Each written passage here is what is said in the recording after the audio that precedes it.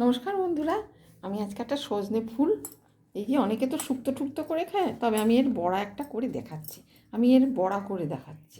প্রথমে আমি এর মধ্যে একটু লবণ দেব, একটু মিষ্টি দেব, একটু কালো জিরা দেব, 1 চামচের মতো কর্নফ্লাওয়ার, আর দেব 2 চামচের মতো বেসন দিয়ে এখন এটাকে ভালো করে মাখবো। কড়াইতে আমি সাদা তেল দিয়ে দিয়েছি, তেলটা গরম হয়ে গেছে। এবার আমি এই বড়াগুলোকে ছাড়ব।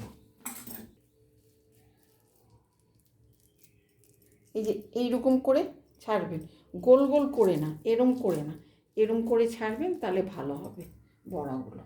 এবার আমি আঁচটা কম করে এর মধ্যে বড়াগুলো দিয়ে দেবো। এরম করে ছাড়লে দুদিকে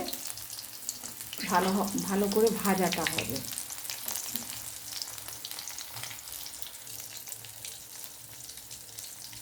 ঠিক আছে, এই যে সজনে ফুলের বড়া রেডি। গরম গরম ভাতের সাথে খেয়ে দেখবেন, ভীষণ ভালো লাগবে।